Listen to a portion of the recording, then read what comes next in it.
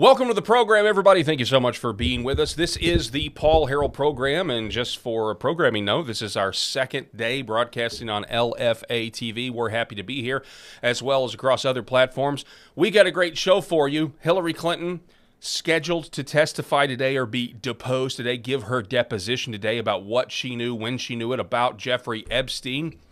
And a little bit of a controversy because apparently Congresswoman Lauren Boebert took a photo of Hillary Clinton, and you're not supposed to do that. And then she sent it to Benny Johnson, and Benny Johnson posted it, and then they postponed the hearing because they got mad. And so now people are really upset because they're thinking, like, obviously Hillary's going to do anything she can to try to stop the process, to try to, make it look like it's a political hit job. And honestly, people are scratching their heads like, why in the world would you do something like that? And we're going to talk about it, that and much more. Also, you guys remember the guy back in New York 15 years ago who was a part of the Rent is Too Damn High party? Well, I'm a part of the Brisket Prices Are Too Damn High party, and James O'Keefe has an excellent piece exposing the meat packing plants, the four big ones, because cattle prices are down, yet our beef prices are still way too high. We're going to talk about that and much, much more. I've got Rob Spencer with me. I've got Eric Haynes with me, and we start now.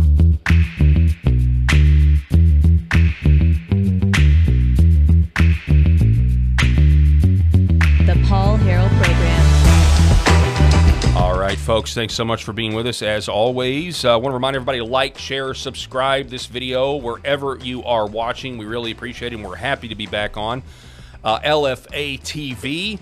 Rob Spencer, how you doing, my friend? I'm in the house. I'm not worked up yet. For anybody that caught our first inaugural show yet, yesterday I was quite fired up on some of the things. Oh, so yeah. I'm not there yet, but maybe, the night is young, Yes. as they say. Yes. So looking forward to our second show. Apparently, Jeremy reached out to you last night Yes, and today. and things were good. And the feedback was, the LFA audience apparently feels like we're a good addition, so we're extremely grateful for that. One of the best things about that show yesterday was the interaction in the chat there, so it was a lot of fun. Please keep that one going over the next 2 hours. Yeah, absolutely. We're here 2 hours. Eric Haynes, welcome. So great to be part of the conversation. As always. So before point of personal privilege, before we get started, before we dive into this, and it's a serious matter. So I got some bad news today. My uncle is in the hospital, not doing well.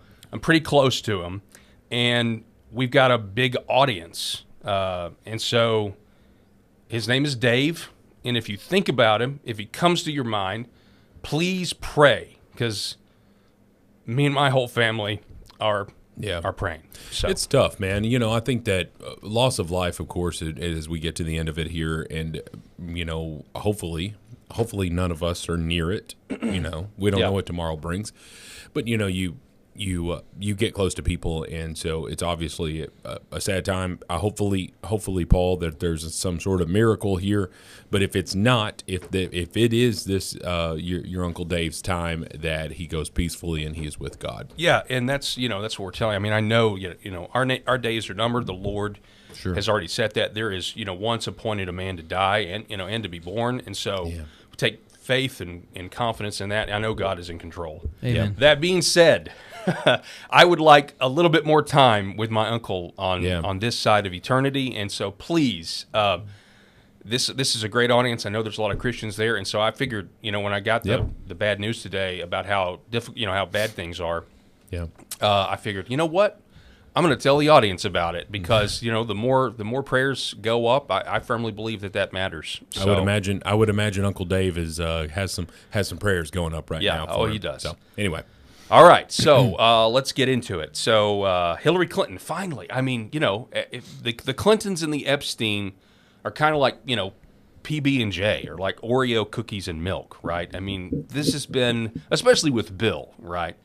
But Hillary Clinton goes before this committee, and I mean, you could Not willingly. Yeah, not willingly. That's exactly They've right. been avoiding this for many, many months. They had to be subpoenaed, and the committee had to go up to New York a mile away from their home and set up this deposition so that they wouldn't duck them like they've been doing for months. Yeah, that's exactly right. And not showing up. So we've all been waiting for this, and obviously, she's going to do everything she can to not be forthcoming, and that's exactly what she did. She said she doesn't recall meeting Jeffrey Epstein, which is please. please.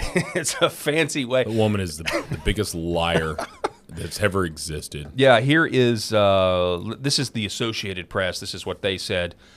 Hillary Clinton testifies she has no information on Epstein's crimes, is what she said.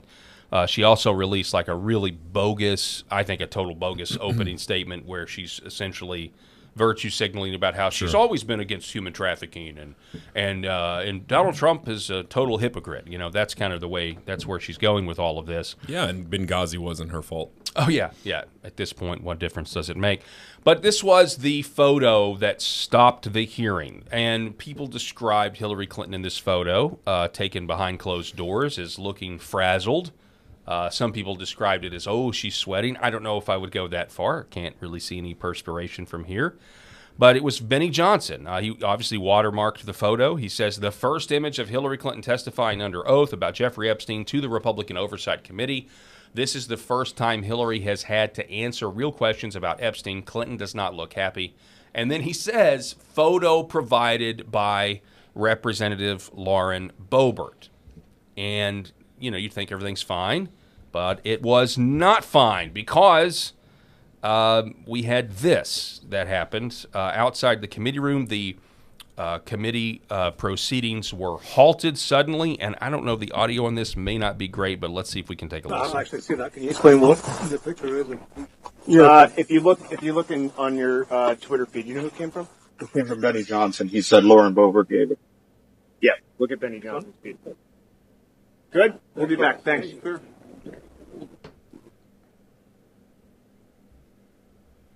Okay, that's it. So anyway, then there's another announcement where they come out and they say, that they're postponing that. I guess I thought that was the clip that we had.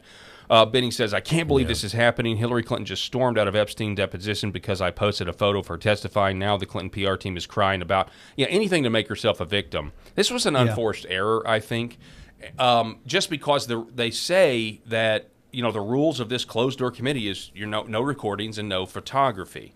Now I believe that this photo I read somewhere where the photo was maybe taken just before the committee started, before they read the rules.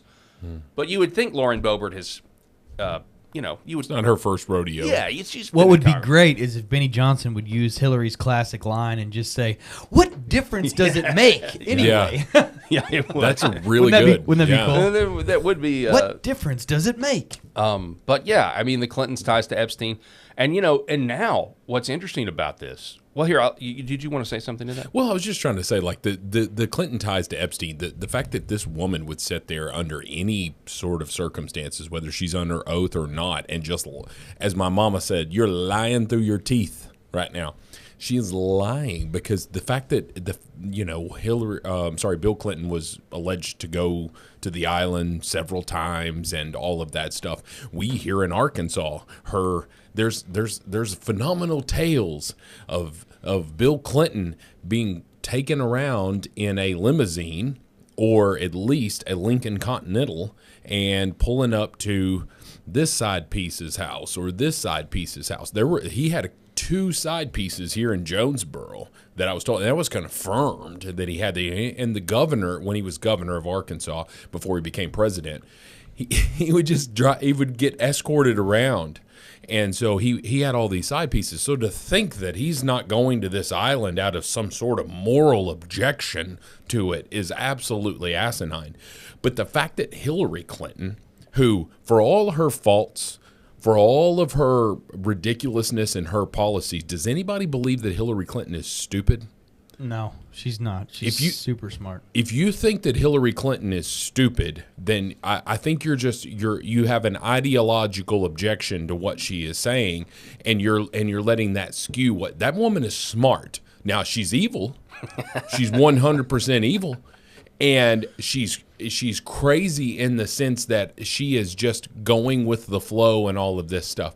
But But absolutely, the Clintons are a crime family. We've seen it firsthand here in Arkansas. And for Hillary Clinton or Bill Clinton, for them to have any sort of, I just don't have any recollection of that. We understand that that's a legal thing that happens. Like, to my recollection, I do not remember that, which is a qualifier, because what it does is it gets you out of speaking in absolutes.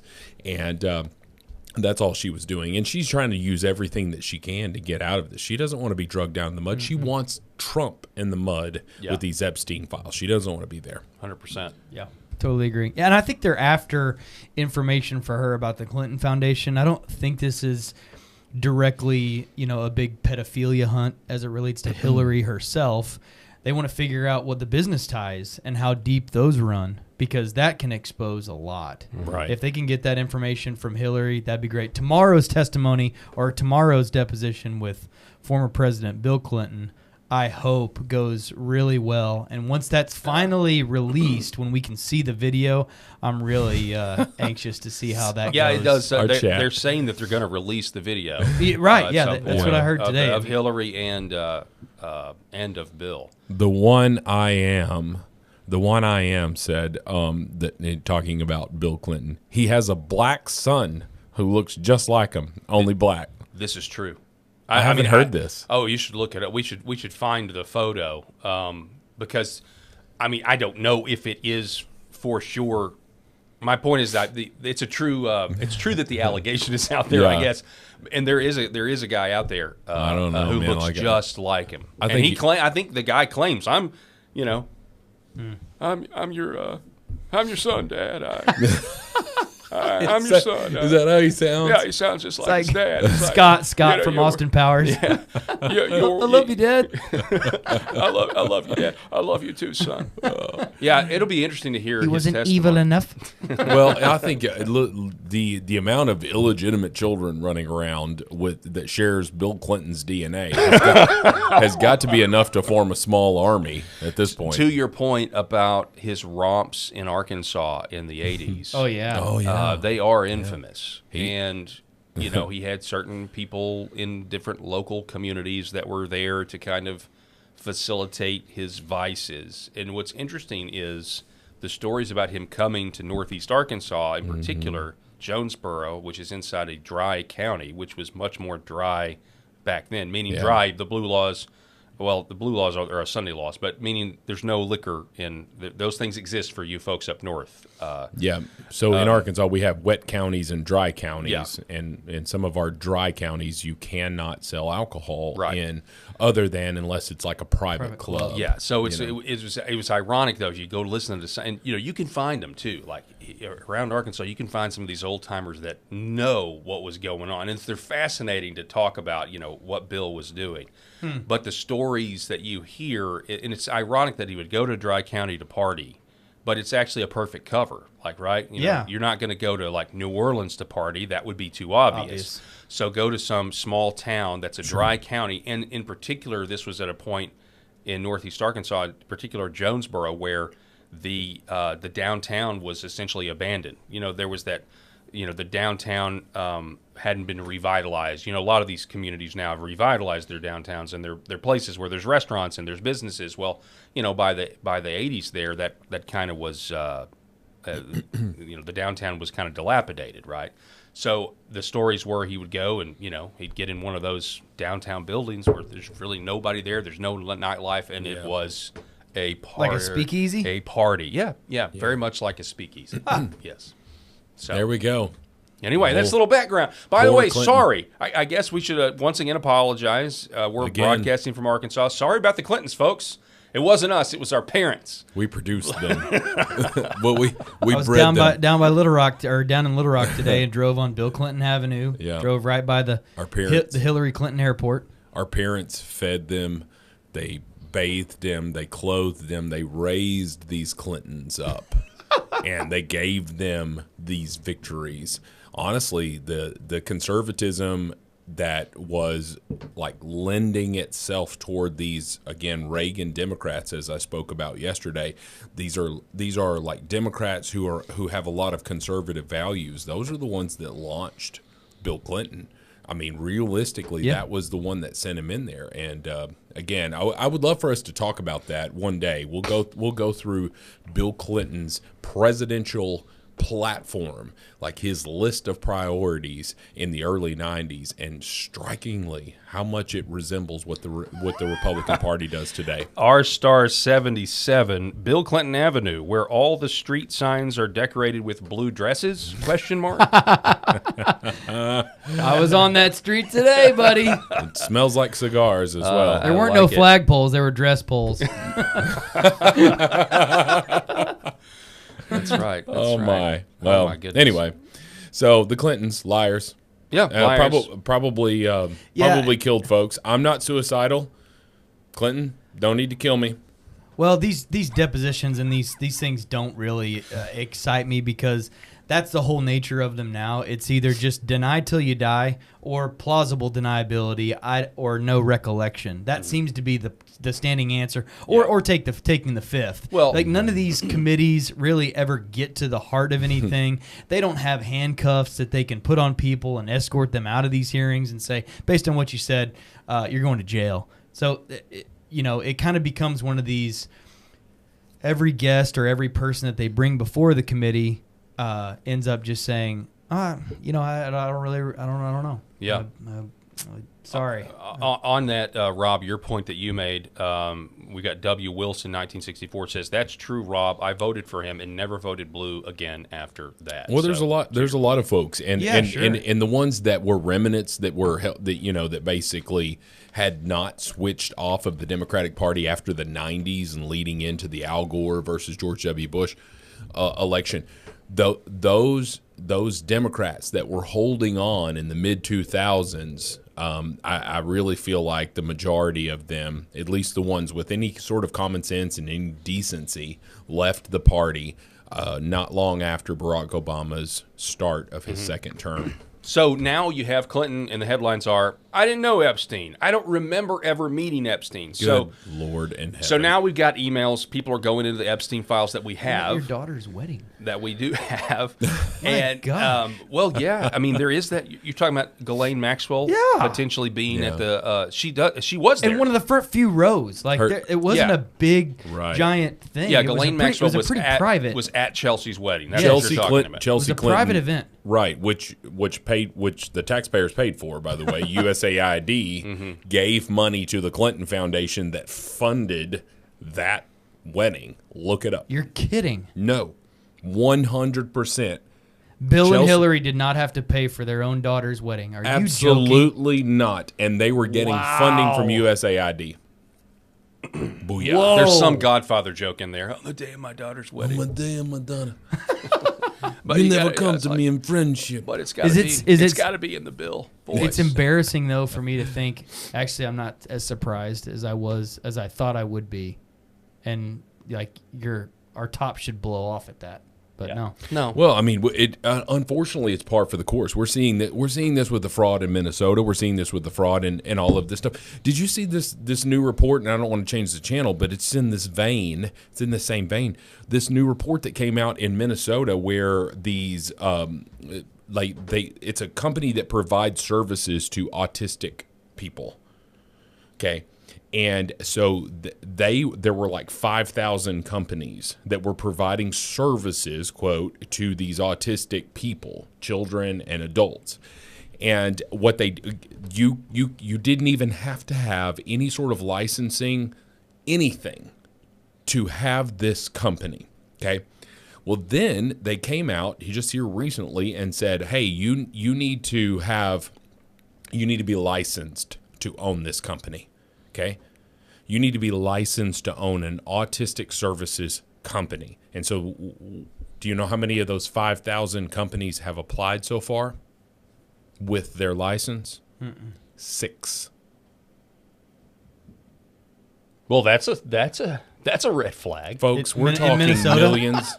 We're talking millions and billions and probably even approaching the trillions in fraud that is happening. And it's not just the Somalian community. Yeah. It's these NGOs that are receiving these government funds that are massive slush funds to to either launder this money or just steal it outright. Yeah. Nick Shirley was obviously a big tipping point for exposing a lot of the fraud as it relates to Leering centers. Yeah. And daycares. Yes. But what you saw was that the ripple effect from that. And it's like, well, not only does that person own a Leering center where there's no kids at, and a daycare that's the windows are completely blacked out and I can't even get anybody to answer the door, but they also own a free Meals for Poor Kids program. They run money to house poor people funds. There are healthcare frauds involved, transportation frauds, interpreter frauds. Like the list goes on and on and on, and the bullet points just go on and on about the levels of fraud. So it's wild. That is wild. You know, the whole autism thing, though, that you brought up made me... Do you remember that story that we covered? No, but we covered it a while back. It was something to do with Maha and RFK trying to, talk about autism or, we need to reduce autism. And the left wanted to say... Oh yeah! Oh, how dare you! They were one step away from it. Yeah, they were. What exactly was it they said? I can't remember it because it's funny, but it makes me think. Well, maybe that's why they don't want to cure autism. They tried to say you can't do that. That's marginalizing. To say that there's something wrong with being autistic is you're a bigot. When you say you want to cure it, you're being a bigot because those kids are fine just the way they are. And it's like, what are you talking about? They were one step away from embracing and saying, we love autism. Don't try to cure it. Yes, that's exactly right. They were one step away from all that. To spite RFK. They pushed right up against the wall of saying that. And it's disgusting. It's disgusting. And it's the same, these stupid ass women who are taking Tylenol while they're pregnant, didn't even have a headache. There's a girl that does a video. She's gone there. Oh, I'm getting fired up now. So she's on this video. She's on this video. She hates Trump so much. She hates RFK so much that she's sitting there slamming Tylenol like she's a drunken college whore at a bar. She's slamming these Tylenol to prove RFK and Trump are wrong. And she's bragging about it. She's like, I'm taking my Tylenol. And I'm like, lady, if you're this with it, you probably don't have a headache. You're probably just taking this just to say you are. You don't look like you're in pain whatsoever. And you are so stupid. Here we go. That you are risking the life of that child inside of your body. Over politics. You are risking the what if he's right? What if Tylenol caused autism? You're taking the chance and slamming it like some drunken college girl who's gone to a bar slamming tequila shots. You're still slamming crap, and now it's Tylenol just to prove it to the man that they are so wrong. What are you doing, people? I just want to slam my head against the wall and say, how absolutely ridiculous is your hatred for these individuals that you would risk the lives of the people that you care about? We see it all the time with the transgender ideology. We saw it with the COVID-19 vaccine and people that were having adverse effects to it. And people just kept saying, you got to have your booster, my 7-year-old child. Give your next booster. And these kids were sick. They were they weren't even able to go to school, even if their school was open. These kids were sick. And it's all about this ideology mind rot. And I'll never understand it. Yeah, I got a family member that has kids going off to college or the last couple of years, and I can't remember what the exact context of it was, but it was about why do we pay attention to politics so much? And the answer was, well, this is why. Because when I was growing up in the 80s and in the 90s, politics really wasn't a matter of life or death. But if COVID proved us anything, our politics very well could have saved our lives. Because we didn't get the booster. We believed in ivermectin. We tried it ourselves, right?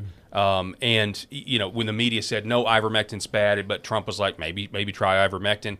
Like that was such a critical time. It woke so many people up because literally in a lot of cases, politics saved people's lives, depending on which side of the aisle you were on. Sure. Yeah. And that it's really changed everything. There's really no going back to the way things were.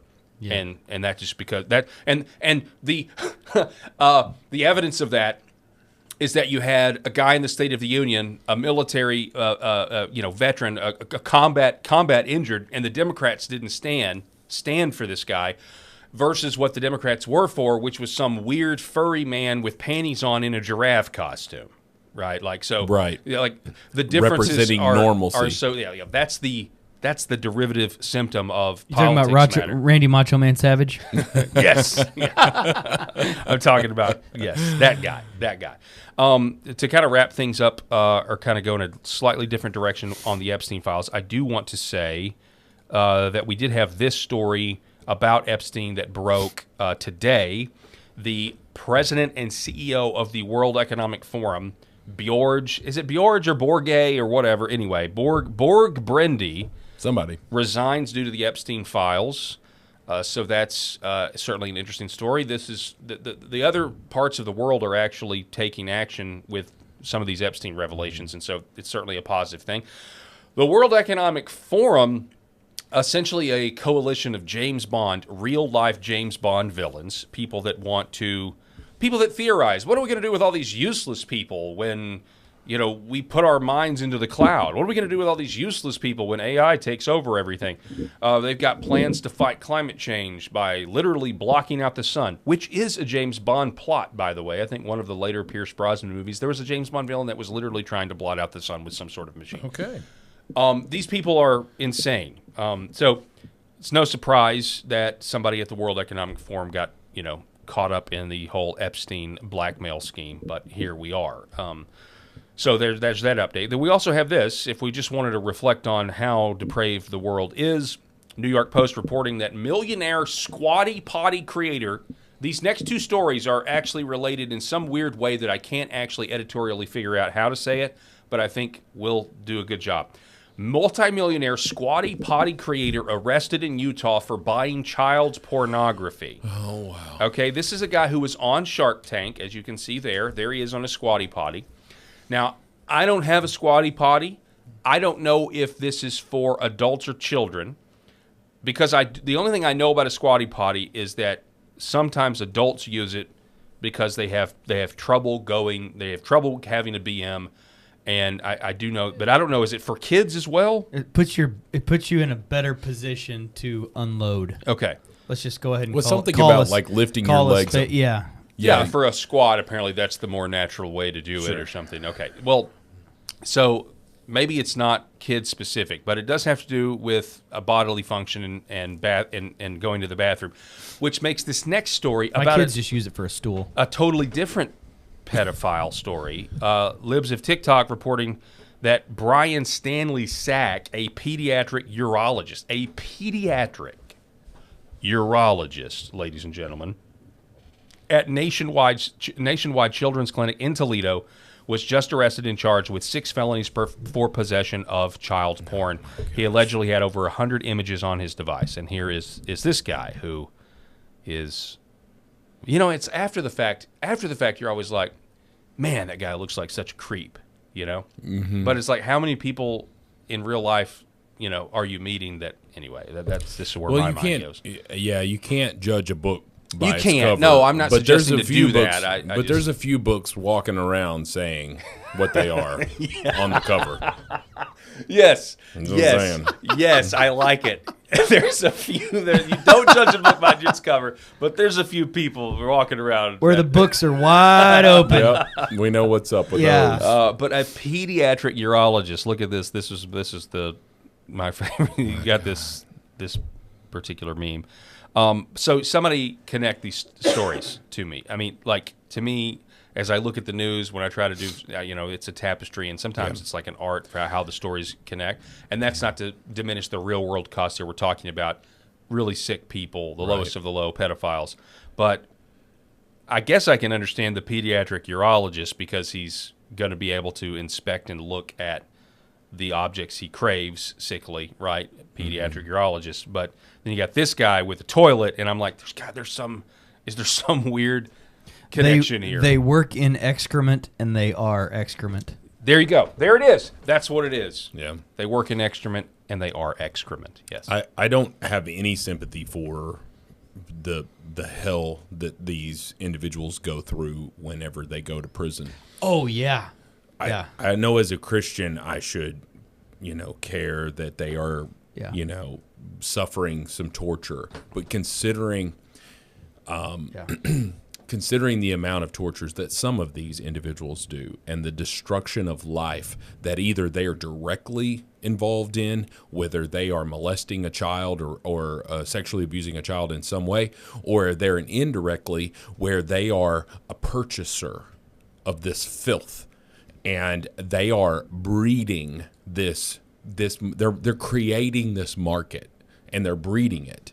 And the people that produce this child pornography, if there was not an audience, if there was not a buyer for it, it's kind of like a car manufacturer, it's like a car manufacturer. If they produce this vehicle and nobody is buying it, that there's not going to be, if there's not a market for it, there's not going to be purchases. It's going to go away. And in this case, the reason that child pornography, and if you don't believe that it's one of the worst problems that we are facing as a society, you need to watch the movie Sound of Hope, Angel Studios, or Sound of Freedom. Yeah, Sound of Freedom. And me and my wife, are watching this show, and I'm bawling in the movie theater. Like, there's a scene where a little girl, she's, 10 years old, if I remember correctly, and she's in this guy's bed, and he turns off the light. And it cuts. No, I can't do it. It cuts to this scene, and I'm just boo-hooing. I'm just like, I can't, I've got 2 daughters. I'm just so sick to my stomach, and I'm like, 2 things. Number one, I wish I could have 5 minutes in a room with them. I know. But number 2, I pray that they are busted because of the justice that they will have to endure, both in the court but also in that prison cell. Yeah. Mm-hmm. Where Bubba. They don't take kindly to child rapists. No, they don't. In jail. And that's why a lot of these individuals, when they're suspected of it and all of that stuff, they take their own life because they know. Yeah, they know what they're about to go through. I know as a Christian I should want, peace, love, and all of that, preach, turn the other cheek, but I can't when you're going to do that to children. Yeah, I see what you're saying, but punishment is also the loving thing to do, to punish criminals as well for your neighbors.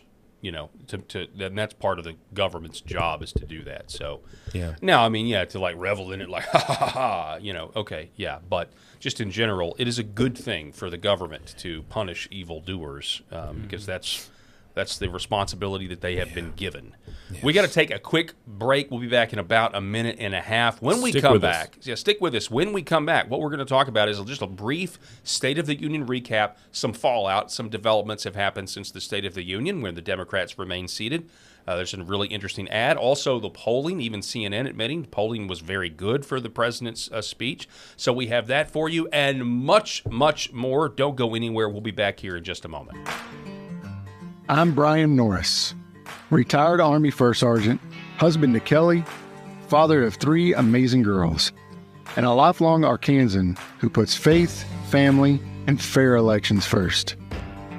When Independence County demanded real election transparency, I led the charge, petitioning voters and winning at the Arkansas Supreme Court.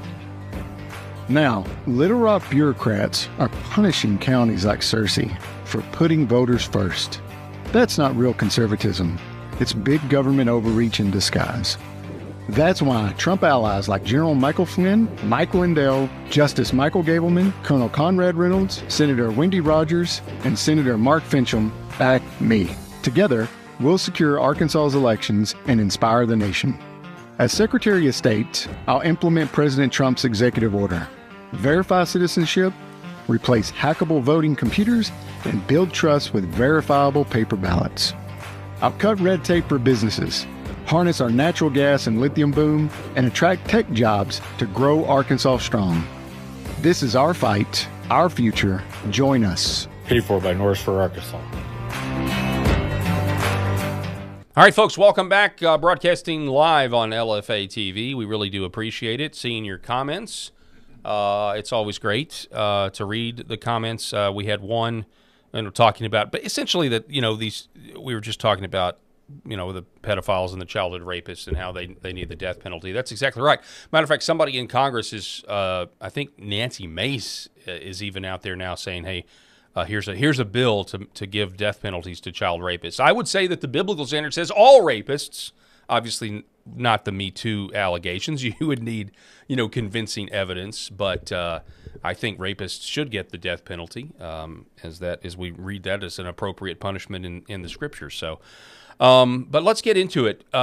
State of the Union update. CNN reporting this news. Let's throw this up on the screen.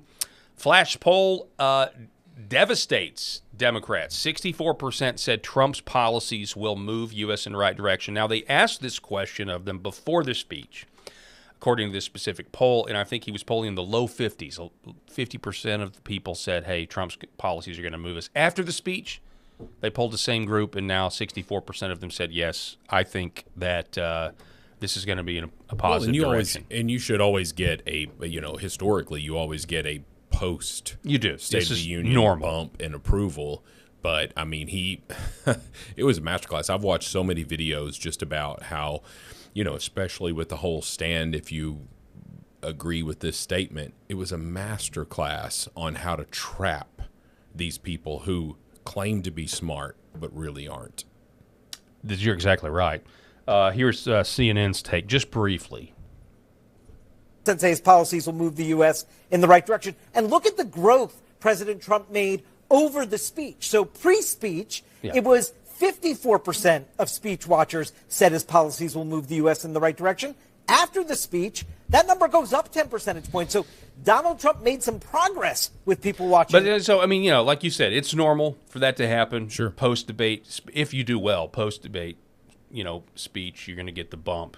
Does this have the carryover power that you need to get to the midterms? I mean, it's a long way away. Yeah, none of us disagree that the grocery store prices are still too high, and then we're going to talk about some more of that a little bit later as it relates to the high price of things. And as moms and dads and husbands and fathers that are trying to raise families and support as best we can, everything's just so much more expensive these days, and it's frustrating. But what do I want after the midterms? I cannot sit back on my laurels and just say that, the inevitable is going to happen and the Democrats are going to get power again, because that defeated mentality cannot break through in this situation, because we know what will happen when that does. And that contingency of idiots that sat down when the Medal of Honor winners or Medal of Honor recipients were getting their medals and they sat on their keisters, those are the ones that are going to be in power. And all they're going to do for the next 2 years is impeach Trump for anything they possibly can and waste everyone's time and not do anything to do better for our economy. Well, here's another thing. We've got this ad that has come out now. In Wokeness Writing, Democrats accidentally created one of the best ads I've seen. Watch this. If you agree with this statement, then stand up and show your support. The first duty of the American government is to protect American citizens, not illegal aliens.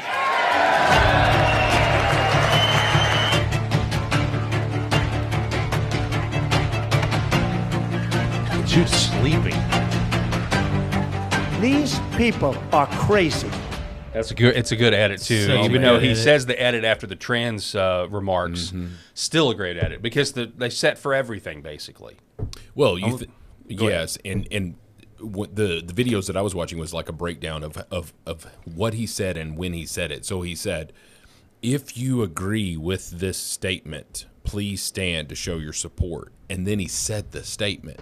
But if he would have said, the first job as members of Congress or the government is to protect American citizens over illegal immigrants, please stand if you agree with that statement. Like their chirping would have already started. But since he waited and did it exactly when he did it, then Republicans are standing, and some Democrats, but almost every single Democrat was seated. And you're like, okay, whoever wrote that scripted that out in their head that this is how it was going to go down. And so that campaign, that ad needs to be in heavy rotation leading up to November. 100% it does. It will be. 100%.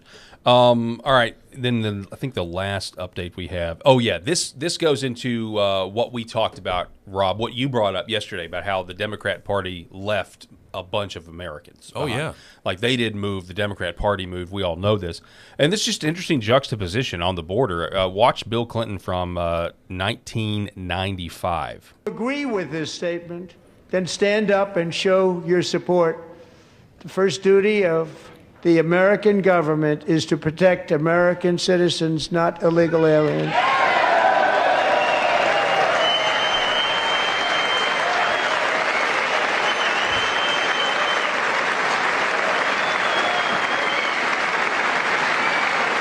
The large, most heavily affected, but in every place in this country are rightly disturbed by the large numbers of illegal aliens entering our country. The jobs they hold might otherwise be held by citizens or legal immigrants. The public service they use impose burdens on our taxpayers. That's why our administration has moved aggressively to secure our borders more, by hiring a record number of new border guards, by deporting twice as many criminal aliens as ever before, by cracking down on illegal hiring, by barring welfare benefits to illegal aliens. In the budget I will present to you, we will try to do more to speed the deportation of illegal aliens who are arrested for crimes, to better identify illegal aliens in the workplace, as recommended by the commission headed by former Congresswoman Barbara Jordan. We are a nation of immigrants, but we are also a nation of laws. There it is. It is wrong and ultimately self-defeating for a nation of immigrants to permit the kind of abuse of our immigration laws we have seen in recent years, and we must do more to stop it. So he was a Democrat, right? He's literally one step away from like mass deportations, right? All of them got to go except for the pretty senoritas. They can stay, is what he would say. The big booty Latinas. The big booty Latinas can stay. Alex Stein, yeah. Yes, but listen, I'm just going to say this. I completely, wholeheartedly, totally, and with my full honor and soul agree with Bill Clinton. Yeah. I mean, yeah, maybe we're seeing like okay, yeah. He said that, and everybody who's a part of the conspiracy to like totally, demographically change the country was like, hey, can somebody get Jeffrey Epstein to reach out to Bill Clinton and become friends? Oh my! We need that guy. We need to get that guy on the Lolita Express because he's trying to stop illegal immigration, and that's part of the plan to give the globalists a permanent underclass, and we're eventually going to make them citizens, and also we're going to take the white population from 90% down to 53%. So right. Get him on the Epstein plane immediately. I don't know. It's just something to ponder. All right, so then we have this is the last State of the Union. We already kind of made this point, but I thought this was good. We don't resemble each other. I hit on this yesterday. Yeah. The United States of America, the state of our union is strong. I think when you look at this juxtaposition, although I think it's 80% of the people in this country agree with the left photo, I think 20% are down with Joe Cool, Randy Savage, Giraffe, who's clearly, has got some sort of sexual fetish going on with the panties. Would not let this person in a room with my child. Well, let's just be honest. Are those panties, or is that part of the giraffe suit? No, that is. I mean, yesterday when we played it, I was pretty sure watching Walk Around. No, that is a pair of women's panties on top of. I just thought it was the giraffe undercarriage. No, that's women's underwear right there. So we've got a faction of extreme right and extreme left in this country, and I believe that 90% of the country, maybe it's as low as 80%, are somewhere in the middle, where we're leaning right, we're leaning left, or we're way right, or way left. But you've got these crazies on the left, right? And this dude in the giraffe costume is one of those crazies on the left. On the right, you know, you can say which ones are truly crazy, but I think immediately of these KKK members and you know, skinheads and all of that stuff. Whether that's true or not, because I've read a book that the majority of the biker gangs who are white supremacists were voting for Hillary in 2016. The reason they wanted is because they don't care about right or left. All they care about is chaos. They want to create chaos. That is a phenomenal book, and I'll talk about it when I've got it in front of me, but it's like code name something. But anyway, former FBI guy who infiltrated the biker gangs and the white supremacists. But suffice it to say that the common perception is that there's an extreme left, this dude in the giraffe costume, the dudes that are or girls or whoever is wearing these frog costumes, and then you've got this far right. Excuse me. Which one of them would you let babysit your children? It's a great question. Because listen, if it's the far right and your child is white, you're probably going to feel a lot more comfortable with the far right babysitting your children. Yeah, I mean, I wouldn't let Giraffe Kong man within 50 yards of my children, exactly. much less correct babysit. Well, I also just think it's like, you know, I mean, you see somebody like that walking down the street and, you know, you're crossing the other way 100% if you got your family with you, right? Versus it's like, who's advertising that they are untrustworthy and freaks and depraved just openly versus those who do a little bit better job of hiding it, you know? Well, think about that. I mean, I'm just saying, like, you know, let's just say you drop somebody off at the extreme right, and again, just going with those stereotypes, you're going to go and pick up that child in a couple of hours. What are they probably going to know? Probably going to know how to shoot a gun, you know? Probably going to know how to operate a power drill, you know, things of that nature. You know, pick up your child from the crazy left and no telling what they're wearing or what they've experienced over the last couple of hours, or even if they're still alive because this person had a mental breakdown. Yeah, exactly, you know? exactly. John Yarder in the LFA chat says they even made the frogs gay.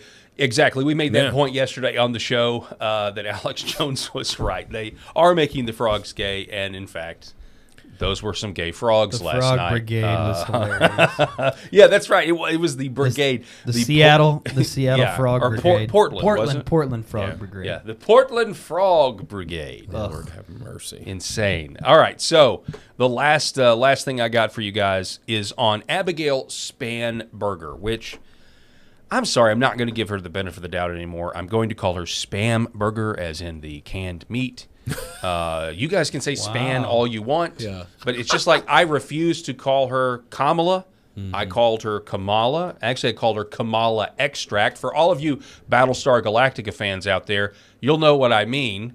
There aren't any. There aren't any? Come on. You're probably right. No. I'm sorry. I'm a little bit of a nerd. A little bit. Yeah. Dwight Schrute was a Battlestar Galactica fan.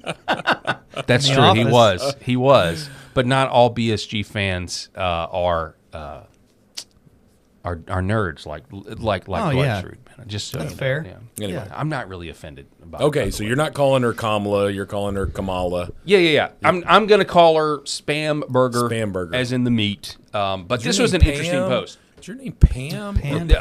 This is an interesting post. Is there a pan or Pam? Hello, Miss Lady. I think I can help with this confusion on the Pan versus Pam thing. I'm totally lost. You don't even know what movie we're talking about. I don't even know. Step Brothers? Step Brothers. If you don't think Step Brothers is one of the funniest movies ever. Never seen it. My gosh. Never seen it. Another one. We're going to have movie night. Yeah, we got to do comments. Let us know if you like the movie. I don't know. Who knows? I don't know. I've never seen that. They're trying to keep the house from selling because they don't want to be separated. Oh, I bet you love this as a real estate guy. Oh my gosh, man. They like a black couple were looking at the home, and so they dressed as the KKK to mow the yard next door, you know, and then these next folks, they come in and they're acting like there's a drug overdose right there. He just died last night. For God's sakes, leave us alone. That movie is great. Oh man. Sorry, I don't know that. Okay. All right, move on. But you guys don't know my references either. Whatever. But my Kamala Extract reference is actually amazing if you knew about the series. About that. It's basically that It's basically marijuana in that universe. Hey, I did a medical mission trip over to El Salvador, and we had Spam in the eggs for breakfast in the mornings, and it wasn't that bad. Yeah, It's not bad. Yeah, have you guys ever eaten it before? I Have you ever had Spam? Anybody want to make fun of Spam? We can fight. Yeah, Really? yeah, Okay. seriously. I can't remember. It's I mean, good. I'm a huge my just guilty fry it. pleasure is Fried Spam. corned beef hash. Like canned corned beef hash is mine.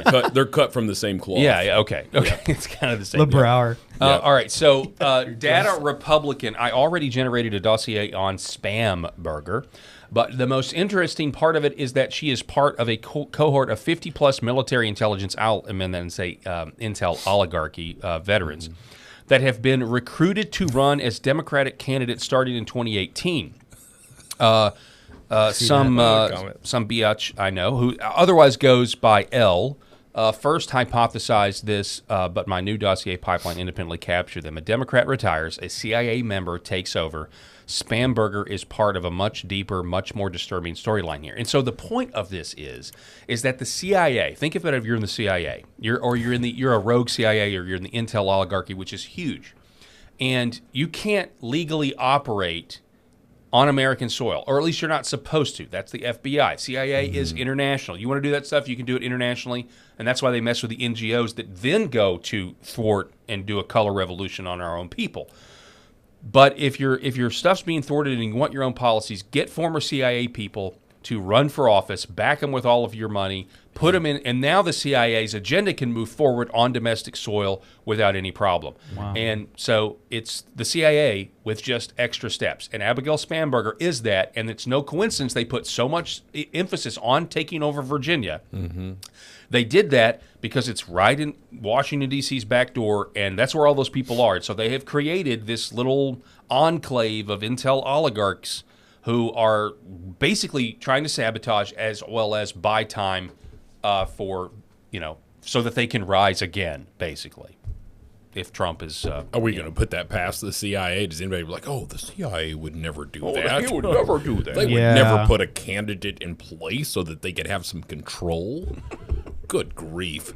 And Virginia is I guess it's a purple state, but the previous governor of the Commonwealth of Virginia there was a Republican, right? Yeah. And so there's a lot of individuals that feel like that Trump should have had him as his vice presidential candidate, to try to speak to the centrist party of the wing, and maybe that would have been needed had Kamala, whatever, and Joe Biden not been so terrible. But regardless, I don't understand the lack of drive that the citizens of Virginia and even Republicans in general to say, okay, well, you know what? Trump said he would lower prices, right?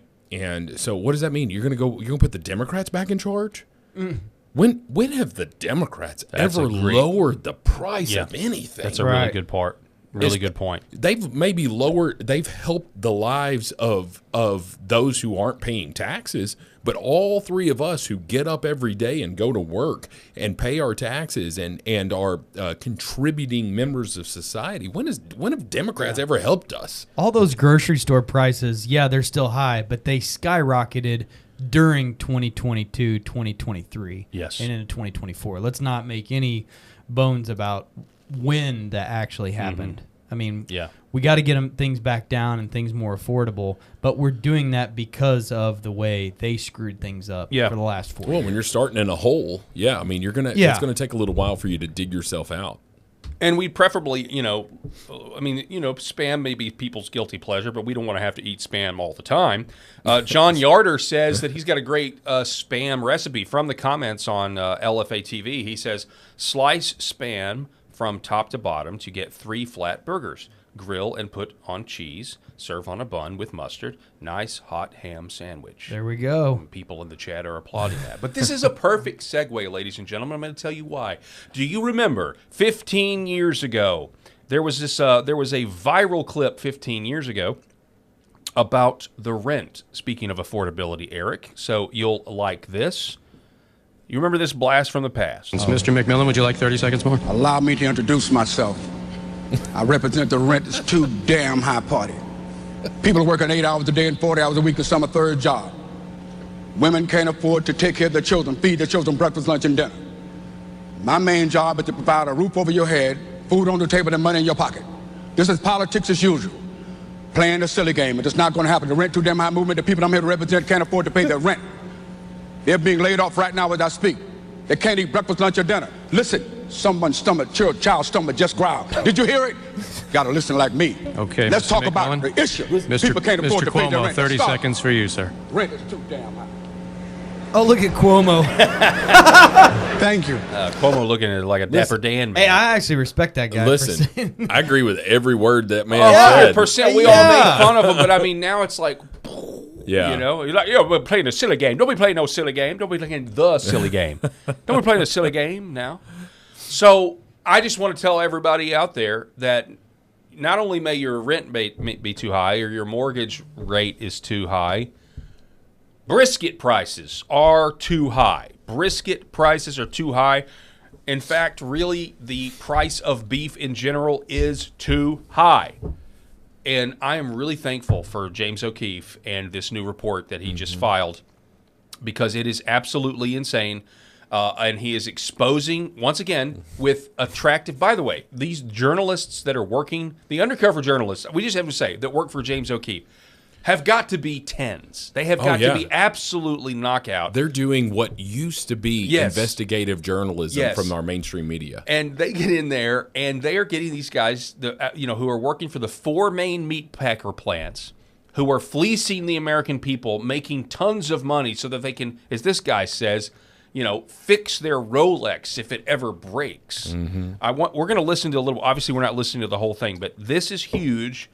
Your rent may be too high, but I'm tired of our meat prices. And here's the deal.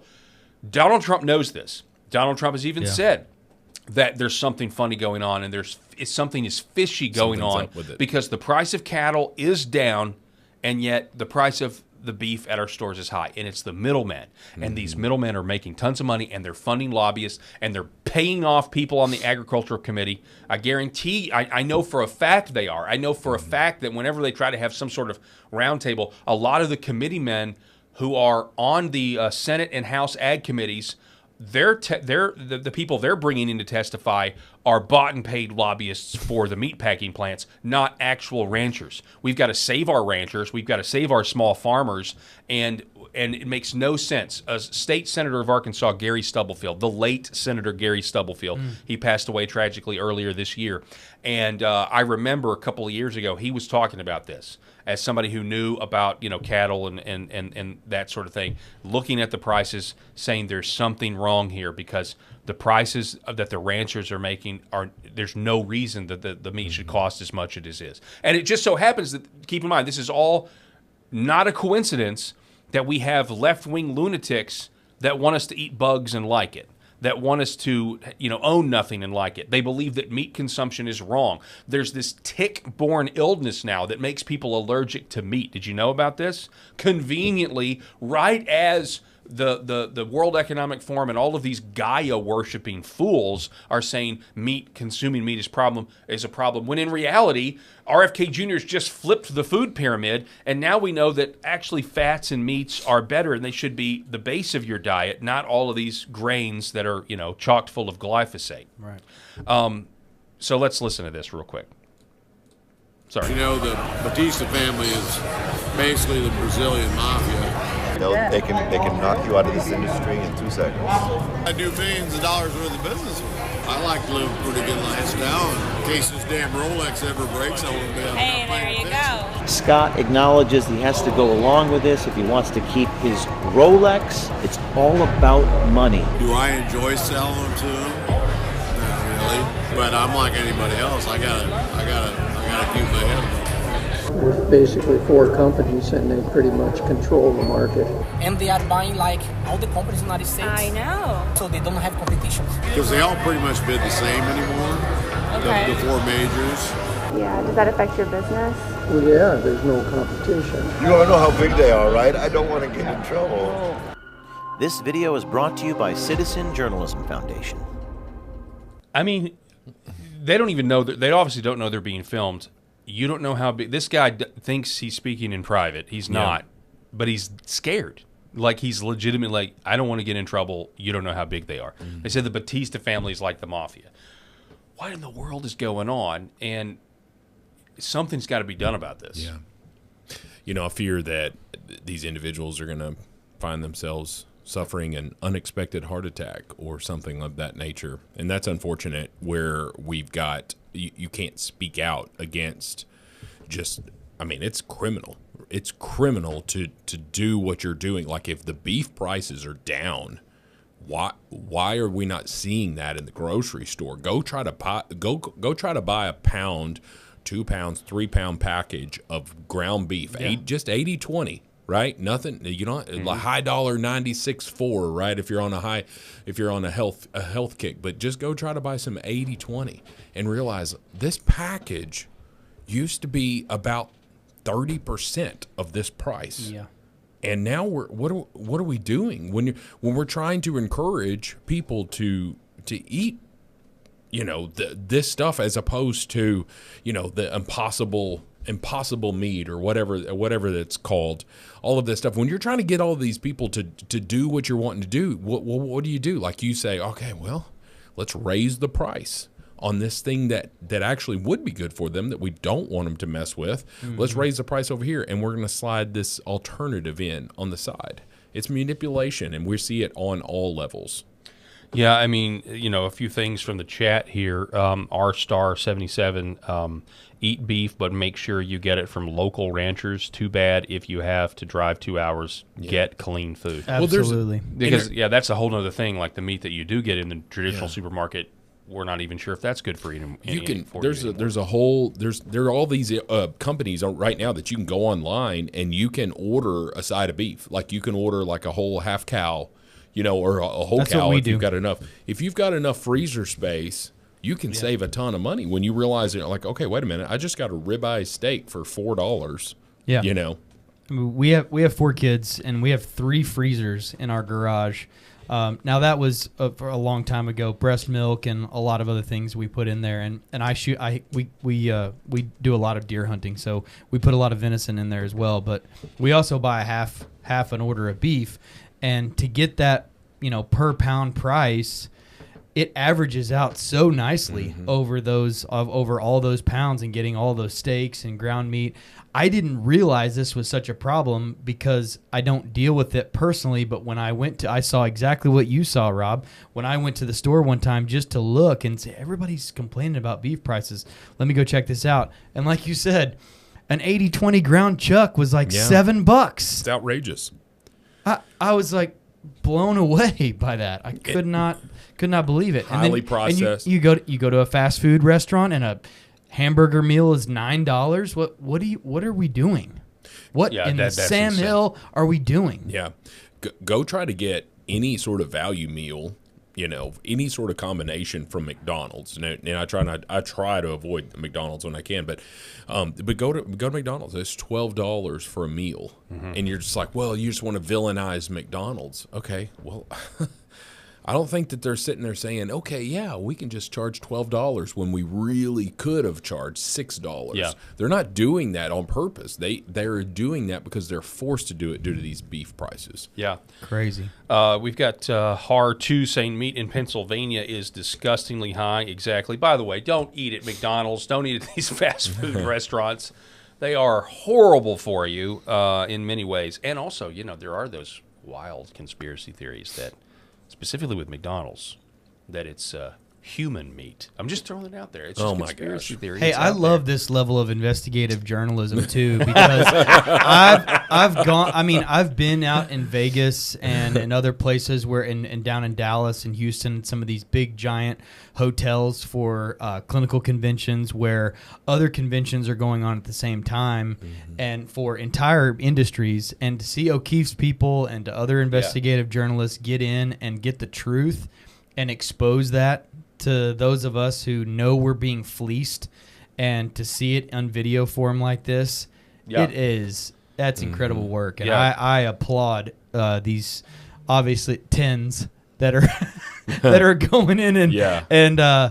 elbowing up and cozying next to these guys and having an old fashioned with them and getting the truth. CalCon is what it was called. called. Oh, yeah. And I love how O'Keefe was wearing the hat and everything else and trying to blend in. Of course, That dude can't but they're blend all in. wearing cow stuff. Though. Yeah. it's cowboy hats, not cow stuff. But it is really good, and I'm excited. But I mean, even like a chuck roast. Chuck roast. By the way, there was a time when all the barbecue channels that I follow, I'm a huge barbecue guy. You guys talked about it the other day, but like I'm an aspiring pitmaster is what I would say. You guys give me too much credit, but I really enjoy to cook, pork, ribs, whatever, beef brisket, obviously. I'm a student of, even though I'm an Arkansan, beef brisket is my specialty. It's the thing that I've worked the most at. But like there was a time when all the barbecue channels were saying brisket is so high, let's move to chuck roasts. Let's see if we can make a chuck roast render the way a brisket does and get it. And I mean, it's not as good as brisket, but people were trying. Well, now the chuck roasts aren't as much as the brisket, but now the chuck roasts have gone up. Yeah. I mean, it's just insane how much this is costing us. And to see this video, I actually want to watch just a little bit more of it, just so we can get a feel. So. Because it is really good. He did great work. Cargill, National, Tyson, and JBS. This is a Brazilian company. In fact, right now, our undercover people are meeting with Cargill at their desk inside. Who's the best blockbuster this here territory meet at, Sue? Look it. I'm curly headed, ain't I?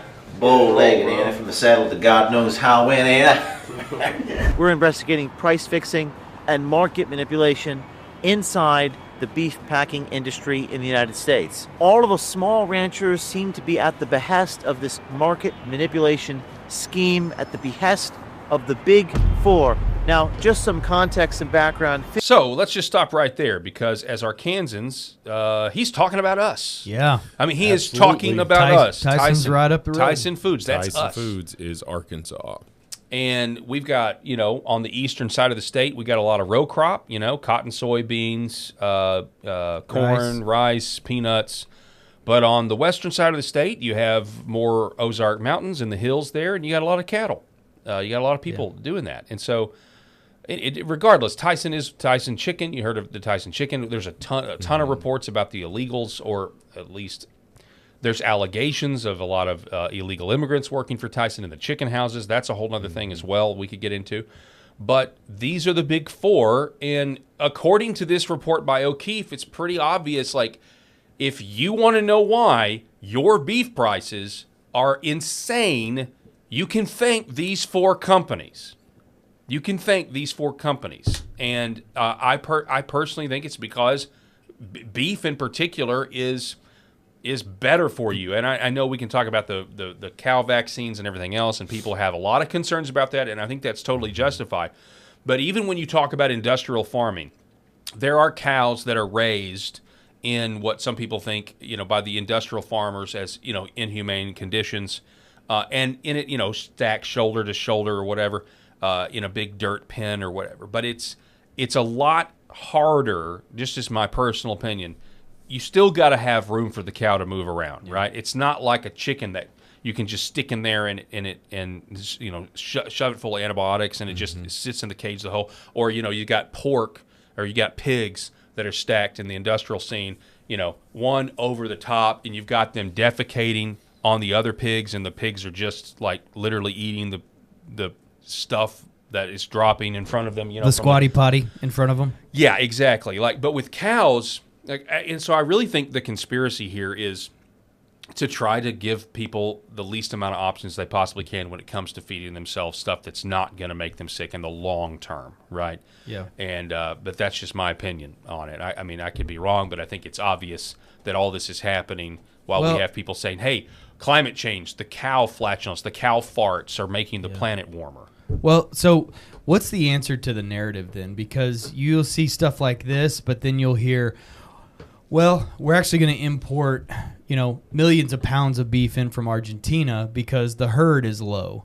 That's been one of the latest things that you hear about. The cow herd is actually really low in the U.S., so that's why prices are going up. And we're going to import all this cheaper beef in from Argentina to supplement what we're not growing here in the U.S. I don't know what the answer is, but to your point at the very beginning, what you talked about, like Trump's aware of this, and I think he's going to do some things to try to fix it. It may not be the best thing, or it may not be the perfect thing, but I think there are some. I think this is being addressed. So there was a comment there, a question, and it just said, "I thought Tyson only dealt in chicken." That is what they are known for, but they are major players in the beef industry. They produce about 20% of all of our nation's beef that we consume. So Tyson is not just chicken; they're all up in it. You mentioned Donald Trump and his opposition to it, so I knew this was part of it. I pulled this. For example, on November 7th, Trump posted on Truth Social that, quote, while cattle prices have dropped substantially, the price of beef has gone up. Therefore, you know that something is, quote, fishy. We'll have to get to the bottom of it very quickly. And additionally, back in October 2025, President Trump shook the beef industry by making this comment while on Air Force One, and we saw at CattleCon in Nashville a lot of people taken by what President Trump has said. I assume you're talking about beef, to get beef prices down. The only price we have that's high is beef, and we'll get that down. And one of the things we're thinking about doing is beef from Argentina. They get the Trump tweets? Yeah, exactly. Did you see those? Oh man, that killed us for a little bit. Tell me what happened. So he basically said the beef's too fishy, and he's going to bring in Argentinian beef to lower the price of beef. The board was down limits 7 of 8 days right after that. Yep. And I mean, it's corrected itself, obviously, but it's crazy that one person is making a blanket statement. At the same time ranchers describe declining leverage, consumers have seen beef prices rise, raising a key question investigators are now examining. How can cattle prices struggle while retail beef prices increase? Whoa. That's the question. Yeah. Whoa. Farmers and ranchers are struggling, but they're making money hand over fist at the meat packing plants. Yep. The processing It's facilities. the middleman, and it's almost always the middleman, folks. Man. Yep. And look, there is plenty of, there's plenty of precedent for this. We're talking about a national security issue here, okay? When you talk about farm subsidies or, people with crop insurance or things like that, but this is a national security issue. Yeah. We need something to be done here. We need something to be done. And honestly, it sounds like this is just a massive, it sounds like the people in the meat packing processing plants it's not just fishy. It sounds criminal. It's almost a guarantee that there's something criminal. There's criminality going on here. Well, yeah, if it is the middleman, though, Trump's solution of bringing Argentinian, I can't say it, beef from Argentina, I don't know that that's the solution. I don't either. Because that doesn't solve the middleman who is just squeezing the life out of these ranchers. Right. It sounds like the CEOs of 4 companies need to take a trip to the Oval Office. Yep, that's what it is. And sit down and have JD and President Trump and have a hard conversation with them and be like, look, here's the deal. Yeah, and they need to be treated the way China and all of these other, with the tariffs, the way we've treated these countries in Europe with the tariffs. Argentinian, thank you. Don't cry for me. They need to... They need USN Vet 0811. That I was thinking it too, and when Rob was saying, I was like, I think it's Argentinian, and then it came up. There you go, Argentinian. Argentinian. Yeah, anyway, so this is a big issue for me personally because, like I said, the beef prices are just too high. Yeah, they're crazy. It affects everybody. It affects everybody unless you're a vegetarian. Yeah, and sorry. No, I'm not. No slide. No shade of vegetarians. And I'm a cheap cuts kind of a guy, man. Yeah. I like flat iron steaks. I like skirt steaks. I like some of the cuts that aren't the premium. Sure. I don't have to go into a store and buy fillets. I'm not fancy enough for that. I'll take Denver steaks and hangers and stuff like that. Some of the cheaper, but even those prices, it's insane. It's just insane. Yeah, I can never get behind the whole vegetarian or certainly the vegan thing. Of course not. The plant-based burgers just weren't made to do that. It's just bizarre to me. I like women too much. Wait to the vegetarian thing. I don't really know what kind of food that you're eating on the new heavens and the new earth. I really don't know. I kind of doubt that it's animal protein, so get all you can now, folks. Get all that you can now. The Impossible Burger. But anyway, let's get to what's going on in Missouri and Ohio. So viral videos have been circulating back-to-back days of an 18-wheeler going on an interstate down the wrong lane, on the complete wrong side, on Highway 61 north of Troy. Highway 61 north of Troy. This is the highway that my wife, and our 4 kids take when we go up through St. Louis. Our farm is an hour north of St. Louis, and we are on Highway 61 going through Troy, Missouri regularly. And this is the kind of stuff that I'm watching here.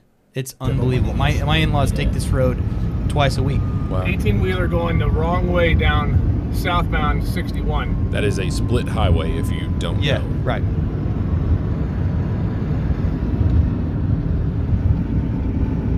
He is on the northbound lanes of 61 going the wrong way. Oh, why would he point out the immigrants' flaws? I'm going southbound on 61. I know exactly He's in the where northbound that is. lanes on Highway 61.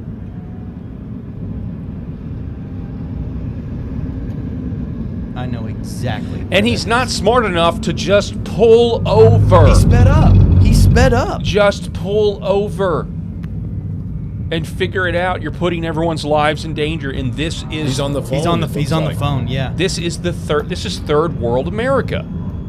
You import the third world, and this is what you get. And it's not an isolated incident. It's happened. It happened again today in Ohio.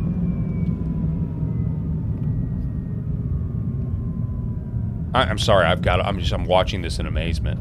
He's actually coming to a stop. Did he finally realize what's going on?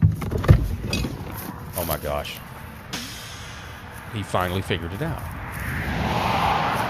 That he's on the wrong side of the road. And he could have killed entire families.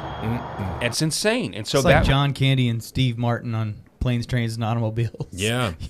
You're going the wrong direction. You're going to kill... Okay, thanks a lot. Then we have this on Route 29 in Mercer County, Ohio, from today. Let's see. There's no audio, apparently, in this one. We had it happen again. It's not the same video. Same thing. It's a totally different video, and here it is. Man. Now, this is why. Oh, and by the way, okay, so who was the driver? You said he was on his phone. Who was the driver? Well, according to this, the foreign semi-truck driver who almost caused a head-on collision by driving the wrong direction is from a company registered in Minnesota, registered Abdiwali Ahmed, and drove 81,000 miles in 2024. The driver could not read English road signs. Oh my God. Have you seen the details on this company too? So No. this company is based out of Minnesota.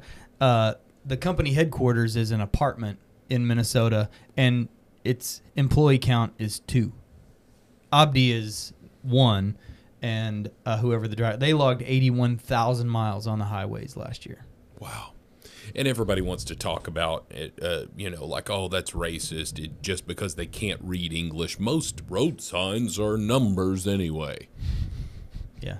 No, they're not. So the Missouri Highway Patrol caught up to this guy and pulled him over and said, and after an investigation, said, you're not going to get back out on this highway.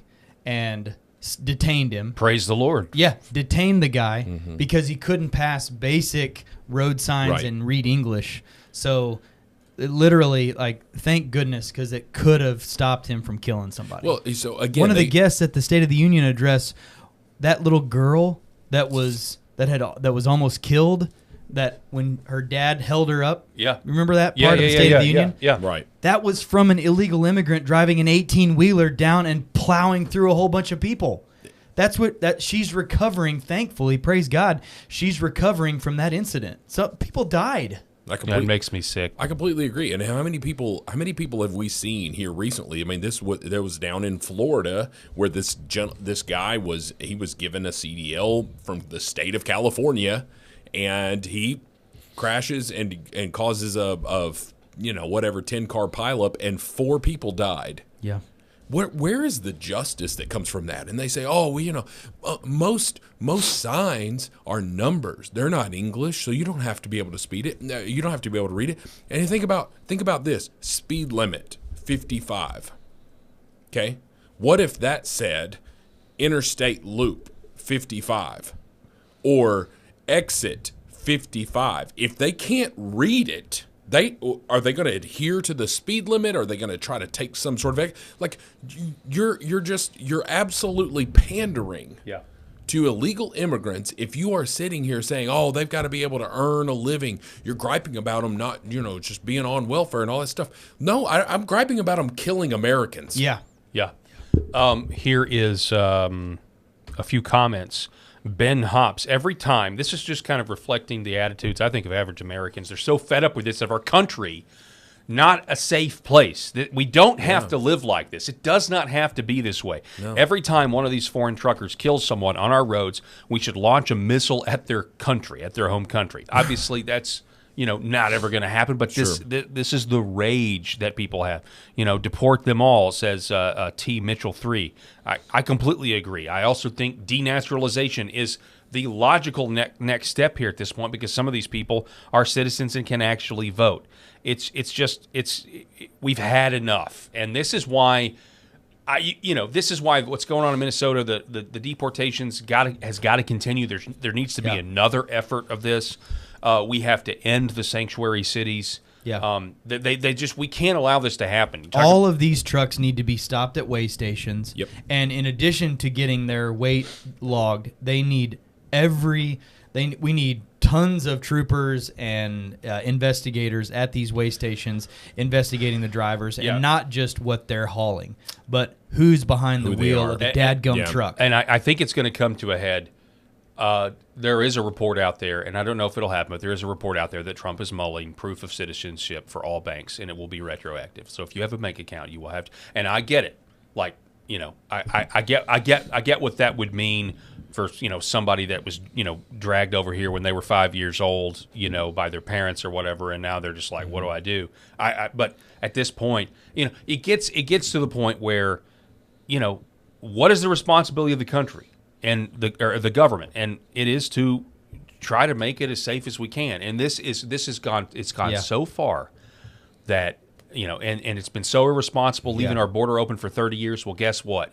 That's extreme. You want to talk about, that's an extreme policy. It's extreme allowing us to be invaded. It's extreme allowing the Mexican drug cartels to run, or our own politicians running a proxy war against us via the Mexican drug cartels and all these trafficking and stuff. So, R-Star 77 is spot on. We need ICE agents at the weigh stations as well. Yeah. That's what you need, yes. Yes, ICE agents at the weigh stations. Have ICE agents at these weigh stations, because what do we have right now? We just have highway patrol at these, and I don't want to say but like have these people there, because these ICE agents are not going to be holding to that ridiculous governor, whoever of that governor of that state. They're not going to be beholding to their liberal leftist ideology that just says it doesn't matter how many American citizens are killed. It doesn't matter the detriment to American citizens if it is in the interest of welcoming this community and importing our actual voters, which we know that's what their motivation is. 100%. We realize that their goal over the 4 years that Joe Biden was president was to import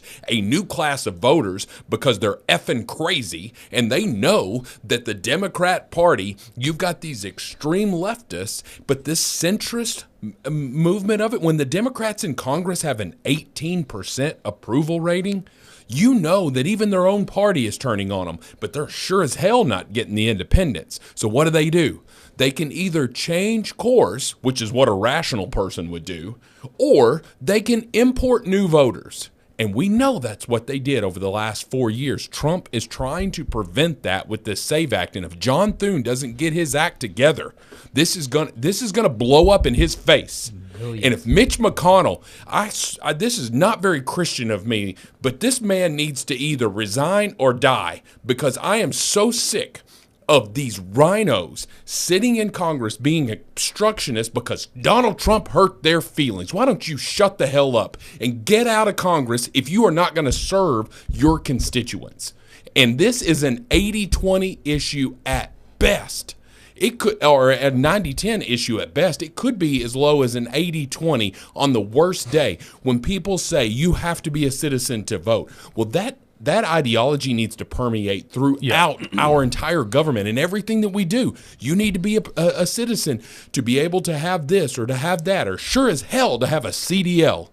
So to be clear, though, you were speaking hyperbolically when you were saying I want Mitch McConnell to die. I do not wish death. Obviously. I do not wish death on anyone, but I can say that he should resign, and he should be in Kentucky with his grandkids somewhere, not finding his own identity in this office where he's embarrassing himself and drooling on himself. Well, I'm just saying. I think, it was hyperbole. I think what you're looking turtle's at got to go. When the dude is sitting there and he's just completely zoning out and not talking for a minute and a half. Okay, well, either you had a stroke or you've got something mental. Like there's. Well, yeah, he's obviously just a puppet, like Joe Biden, there. and there's people that are wanting to control the Senate. They want to. So anyway, John Thune is now saying days after John Thune said there was no time to debate on the SAVE Act to get to do the standing filibuster and all of this. You know what they did today at the Senate? Senators had a dog parade. Dog yes. Then you have been hanging around the Senate button. Come on in. There he is. Aww.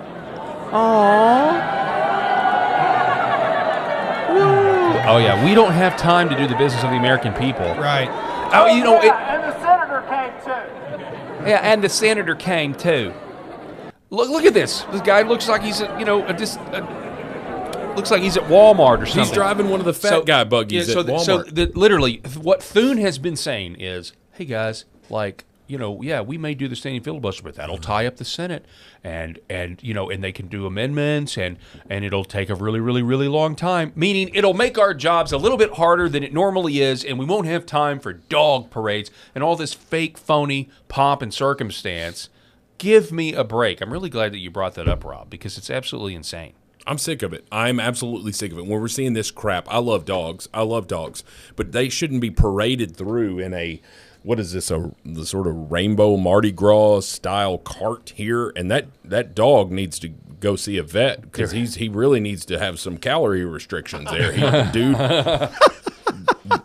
Dude is a couple of days away from a heart attack. Well, I mean, it's kind of like the perfect mascot for these people, right? That dog kind of represents what Congress is. They do nothing, and they just get lugged around by us in a cart, Well, I mean, and this is how you spend your shutdown time now in the Senate, tying up. I mean, on the taxpayer dime, paying your salary. These guys aren't giving back their salaries; they're still getting paid. Yep. Soldiers are about to not get as paid as much, and TSA agents and others are about to start losing their paychecks. But these guys are still getting paid to do dog parades. Give me a stinking break. I mean, hold your thought just for 1 second. I want you to. Sure. But seriously, we're talking about. It could take as long as a month. Like if they actually went to debate the SAVE Act right now, it could take a month. It could take weeks, if not a month, for the whole process to play out. Thing started, right? That's what I say. Let Spartacus talk as long as he wants to. But my point is, it's almost March, so now you're looking. Okay, it's on Trump's decks maybe in April. Okay. Yeah, and that's what they're freaking doing. I want to say a stronger cuss word. And we're talking about needing to get voter ID everywhere, and we're talking about the libs are going to challenge it. It's going to go to the courts. There's going to be a nationwide injunction. Then it's going to be appealed. And guess what? By November, it's not actually in effect. And that's what's going on here. I think. Yes, and so you've got some powerful people that are pulling the strings and telling John Thune what to do and what not to do. And he's just, all this other stuff is just BS. He's just saying this or that. And I can just tell you this right now. I've formed my own opinion about this. And maybe our listeners, because I've not said this since we've been on LFA. But I'm telling you right now, I believe that there is an incentive to be in the minority party. There is an incentive. There is a financial incentive to be in the minority party. And there's a certain level of sabotage that they are willing to go for because if you are in the minority party, what are they campaigning on? We've got to stop these evil Democrats. We've got to stop this. We've got to stop them. Donate $5 today to help us stop the Democrats. Whereas what we're seeing right now with Republicans is a lack of enthusiasm. And Democrats are winning, or at least making it extremely close in these special elections, say in Texas and in Tennessee and all of this stuff. We're seeing Democrats just really show up and do extremely well, not because people want to elect Democrats. It's because the Republicans have complacency here and they're sitting their tails at home. And so I think the Republicans look at that and say, we can't fundraise if we're in power because, that's just what the Republican Party does. I could be totally wrong on this, but nothing else makes sense to me. Yeah, I could be wrong. Yeah, exactly. And I think that's the healthy, we could be wrong about it. I just don't trust Senate Republicans. I don't, prove me wrong on this. How many times have Senate Republicans let us down? Yeah, I don't think, look, and the filibuster is the shield, right? Like, the filibuster prevents these Republicans from going on record to actually support the president's agenda, and I think they actually despise the president's agenda, and in turn, they despise us. But it's a populist agenda, but they don't want to. The filibuster prevents them from being held accountable by us, for them having to come out of the closet and say, actually, I don't support voter ID in all 50 states. I actually don't support that. Yeah. And because my donors don't, or because the Intel oligarchy doesn't, or whatever, I don't know. The whole thing is insane. Well, it's why we've not had nationwide abortion bans. We're talking about how many times have the Republicans been able to do that? Speaking of abortion, where they didn't do that, and then of course the Democrats could have codified Roe v. Wade. They could have codified Roe v. Wade, especially in Barack Obama's first term, where they had a filibuster-proof majority, where they didn't have to have any Republican votes to do anything in either the House or the Senate. And so why didn't they codify Roe v. Wade? And the reason they didn't codify Roe v. Wade is because that would have prevented them being able to run on it in the future. All right, when we come back, we're going to be sitting down with anti-abortion activist Abby Johnson. She's going to tell us a little bit about Title X and what's going on with funding Planned Parenthood. We're going to do that here when we come back. Don't go anywhere. Back in just a moment. Behind every precious life, there was a choice. Behind every family moment, behind every special memory, there was a choice. A life of joy. A life that is beautifully and wonderfully made. At 7 Weeks Coffee, we are funding the pro-life movement, one cup at a time. Will you let your coffee serve a greater purpose?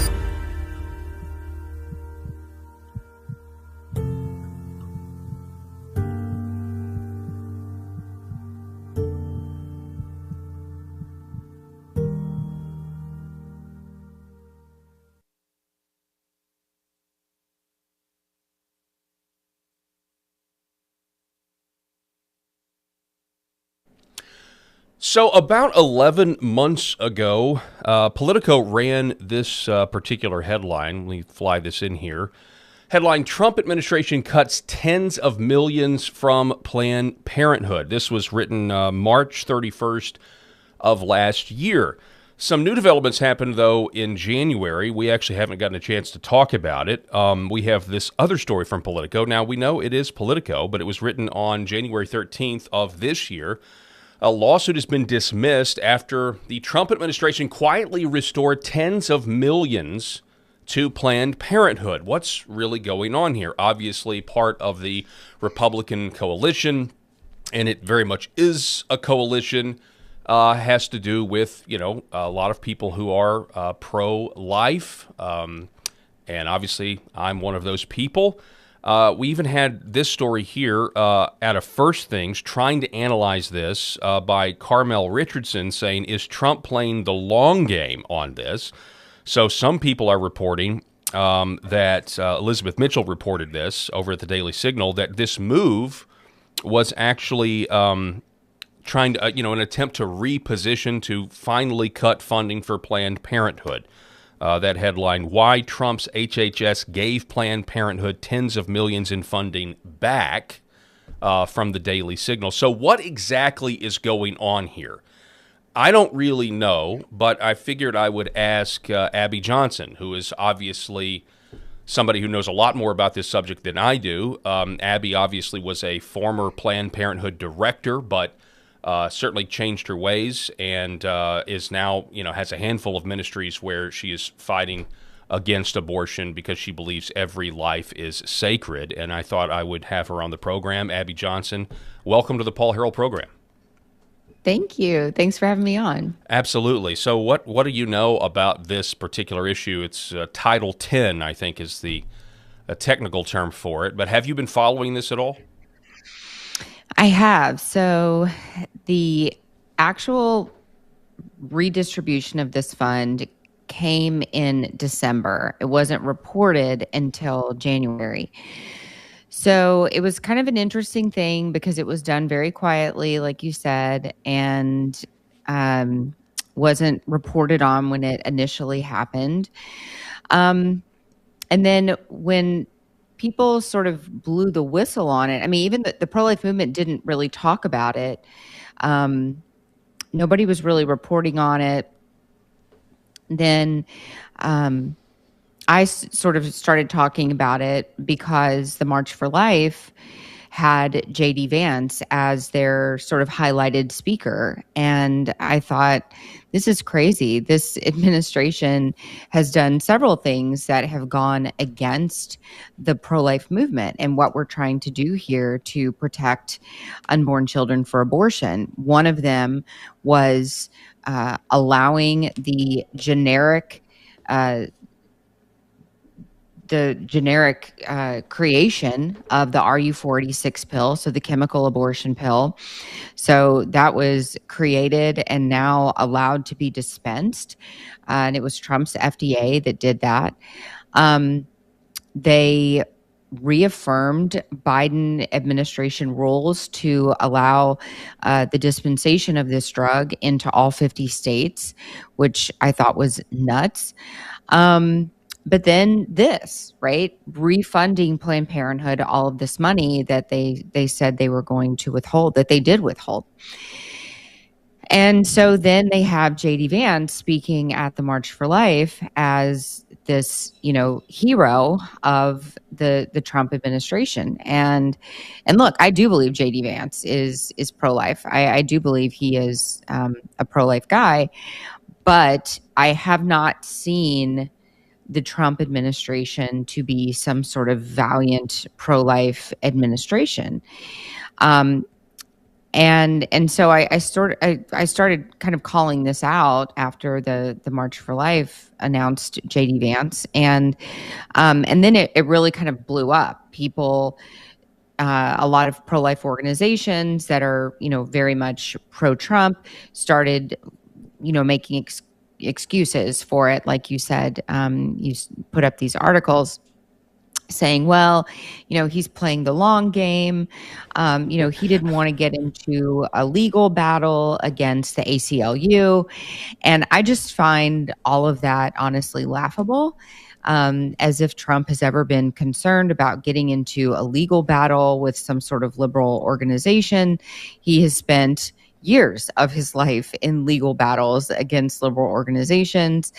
And so I just kind of find all of it absurd that we are trying to defend the refunding of our country's largest abortion provider to the tune of tens of millions of dollars and saying, well, this is just Trump playing a long game. What I think is really happening is that Trump just doesn't want to go through the effort. Trump promised the pro-life movement one thing and one thing alone, and that was to overturn Roe v. Wade. And that happened. He did that. He put justices in place, which, by the way, these justices have been wholly disappointing outside of overturning Roe v. Wade. But he put these justices in place with the intention of overturning Roe. They did that. I don't believe the pro-life movement was ready for the overturning of Roe. It's been a complete disaster. We now have, 10 states that have ratified their state constitution allowing abortion up through 40 weeks of pregnancy. We weren't ready for that, but the abortion industry was ready for Roe to be overturned. Trump said during his campaign that he was not going to do anything to ban abortion, not even late-term abortion. He said he wasn't going to do anything to stop the flow of chemical abortion pills. And he has kept his word to his campaign promise that he would do nothing to end abortion. And he is doing exactly that. He is doing nothing to end abortion and refunding our abortion giant in the world, but certainly in this country, falls right in line with doing nothing to protect the unborn, which is what he said he was going to do. I'm glad that you mentioned that you thought it was, excuses. I mean, I put the Daily Signal headline. That was kind of what I was thinking as well. This sounds kind of like an excuse, but I wanted you to confirm that for me because I know you've been following this a lot closer. And I agree with you. I think J.D. Vance is pro-life. I thought it was a big deal when, he compared abortion to human sacrifice. Because, that's what a lot of us have been saying for a very, very long time. So, it's certainly good to hear the lip service, but we want more than that because people's lives are at stake, right? And we're talking about humanity here. We're talking about the unborn, and so we need action. And you're right, the FDA and the abortion pill, you talk about us not being prepared. I completely agree with that. If you think about it, Planned Parenthood, yeah, we shouldn't fund it. Yes, they're doing abortions, but now CVS's and Walgreens on every corner in America are kind of basically miniaturized Planned Parenthoods, are actually not there are now more abortions in a lot of cases because of this bill, right? Right, yeah. So abortion is going up in our country. And, we had been for a long time, we had seen the opposite. Abortions were going down annually. The abortion rate in states, it was going down. The things that we were doing, it seemed to be working. But now with the widespread access to chemical abortion pills. So yeah, as you said, CVS, Walgreens, but also those aren't even the key players in the widespread access to chemical abortion. It's the online providers, which are completely unregulated, which, whatever. I don't think we should regulate murder. I just don't think we should allow murder to begin with. But these are completely unregulated providers. The majority of them are coming in from out of the country, which, you can't really regulate that anyway. If we could properly regulate dangerous drugs, we wouldn't have a fentanyl problem in this country, right? We wouldn't have a heroin problem. I wouldn't drive through LA and see, addicts shooting up in front of the town hall, right? So we can't really, we obviously are unable to ban dangerous drugs. So yeah, but the abortion rate is going up because of these chemical abortion pills that are just flowing in from, Belgium, France, Mexico, China, India, and there's really nothing we can do about it. So, we've been, trying to, do, pass all of these bills and do all of these things to, regulate the abortion pill, but I think it's really a futile effort because that is not what's going to end abortion. That is not what, saying, oh, well, we're going to get women to have a consultation with, the abortionist. Okay, that's fine. But these providers online are going to still be funneling these drugs in. Even if you put a regulation on these abortion facilities, even if you put a regulation on a Planned Parenthood facility, it is not going to affect the online providers that are shipping them in from other countries. So it's kind of a futile effort. 70% of abortions are now done through pill. So, and we feel like in the next probably year and a half, that's going to go up to about 80%. So the brick and mortar abortion facility that we're used to in the pro-life movement is going to be obsolete probably in the next 5 years, except for like really late term abortions. And we don't need that many providers to do late term abortions. You know, we can probably set up, I mean, I'm not part of the abortion industry, but like if I'm them, I'm thinking, well, you know, we could probably set up maybe 10 surgical abortion sites across the whole entire country.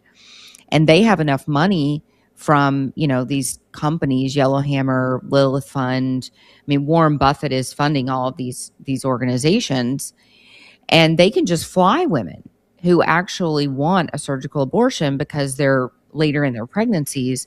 They can just fly women to these 10 surgical abortion facilities, and everybody else is just getting pills. And that is the trajectory for the abortion industry. And we're over here trying to regulate, and they have plans, and their plans are working. And you know, they're ratifying state constitutions, and we're over here playing with regulations on abortion pills. I'm glad you brought up the Constitution. So here in my home state of Arkansas, we had a bunch of people get, you know, petitions and signatures to try to get an abortion amendment on the ballot. And thankfully, the Secretary of State at the time, there was issues with it, and he made sure to nix that. I was very concerned about it. I was really glad the Secretary of State at the time, John Thurston, did what he did. But I was concerned. I thought that if it got on the ballot, just quite frankly, I think there's a lot of women in the Republican Party that would go and vote for an amendment to legalize abortion. First question, do you think that's true? I think we have a big problem there. Number two, are we watching the pro-life movement become the pro-choice movement kind of before our eyes? Like, what are your thoughts there? Yeah, I mean, I think you're right. I went to so I've been fighting for these equal protection laws in various states, and it just very simply, there's nothing fancy about it. It just makes abortion an act of murder, which we have been saying in the pro-life movement for 53 years. Abortion is murder. Abortion is murder. Abortion is murder. We've been saying it, right? So now we actually have the opportunity to create it, to put it into law, right? That abortion is murder. Well, what does that mean? Well, if abortion is murder in the law, then that means it's consequential, right? So you can say abortion is illegal, like in my state of Texas, where I live. We have it in the law that abortion is illegal. But what does that actually mean? Well, it doesn't mean anything, because there's no consequence to the action of committing an abortion in the state of Texas. So, it would be akin to if we had a law here in the state of Texas, like we do, where, you can't steal someone's car. Okay. But if there was no consequence to stealing someone's car, if you could just get away with stealing someone's car and there be no penalty to it, then what would happen? Well, car theft would significantly go up, right? And so that is what has happened in the state of Texas. So we have a law that says abortion is illegal, but there's no teeth behind it. There's no penalty. So what has happened in the state of Texas? Abortions have actually increased since we have made abortion illegal in the state. Abortions continue to rise. So I've been going out and have been, we've had about 20 bills drop in 20 different states, at least 20. And I've been going out and working on, trying to get these bills passed, trying to get them just out of committee, to the floor for a vote. And it is not the pro-choicers. We don't even have to worry about the pro-abortion politicians, slamming these bills out of committee and getting them out of committee. No. It's not. We don't even have to worry about them. We're not even fighting them. We are fighting pro-lifers. We are fighting pro-life Republicans I did I gave a legislative testimony in South Dakota, for instance, and we thought we're going to get it out of committee in South Dakota. South Dakota stacked full of pro-life Republicans in the committee that it went to. And we thought, if there's ever a committee we're going to get it out of, it's going to be South Dakota. And it was the pro-life Republicans that voted against it getting out of committee. And they were influenced by South Dakota Right to Life, the South Dakota Council of Catholic Bishops, Concerned Women for America, the South Dakota Family Council, or whatever it was called. It was all of these pro-life groups that said to these pro-life Republicans, you know, if you vote for this, we will score against you. And they're literally voting to put consequences. If if you're murdering your child, then you are a murderer, and you're going to be treated as such under the law. And they just don't have the stomachs to do it. Yeah, and not just women. Like, this is anybody, right? So if a woman is under true duress, right? And I have seen this, okay, not very often, but I have seen this. I go out in front of clinics. I advocate out in front of clinics, trying to reach out to these women and their partners, whoever's going in. I have seen a young girl be dragged into a clinic by her hair, and it was her mother doing it, okay? If there is a woman who is being actually forced into having an abortion, then she would not be the one that is penalized for having the abortion. It would be the person that forced her to do it, right? But right now, under the law, because abortion is not considered a crime, we can't even penalize the one that is forcing them to do it. So the mother who forced her child to have an abortion goes without any penalty because abortion is not considered a crime. So, you know, they keep saying, well, we want to go after doctors. We want to go after doctors. Well, we're living in a time now where the doctor, the abortionist, is actually the woman who's ordering the pills, signing all the consents, reading all the information, holding the pills in her hand, receiving them from the mail, taking the pills, watching her baby, you know, come out of her body into the toilet, flushing her baby down the toilet. She is the abortionist now. And so, you know, how do we treat these women who are actually the ones that are committing the abortion themselves? I mean, if you actually want to end abortion, we are at a time now where we have to attack the consumerism of abortion. And I am a woman who's had an abortion, so I can tell you, if it would not have been legal to get an abortion at the time that I had an abortion in 2000, I would have never had an abortion. Never. And that would have changed the trajectory of my life. If I wouldn't have had an abortion, I would have never worked at Planned Parenthood. I think making abortion a crime, I think putting consequences to poor behavior, to criminal actions, I believe is the most loving and merciful thing we can do for women and families, because it prevents a lifetime of pain and regret and suffering for women and their families. Amen. Amen. And I praise God for the hand that He has clearly over your life, and bringing you out of that. And now you're fighting against it, Abby Johnson. You probably don't remember, because I know you've been to a bunch of events, but I think it was probably 10 years ago. You came to my hometown, Jonesboro, Arkansas. You spoke on behalf of our Pregnancy Resource Center here. We raised a bunch of money, and your testimony, just softened hearts. It's changed a lot of people's lives, I know. But I know in my own state, my own hometown, I remember that speech. I was there that night. And I want to say God bless you. I want to say thank you for all of your advocacy. And I really appreciate you coming on the program. Thank you. Thank you so much for having me. All right. Well, keep up the good work, and would love to have you back on again soon.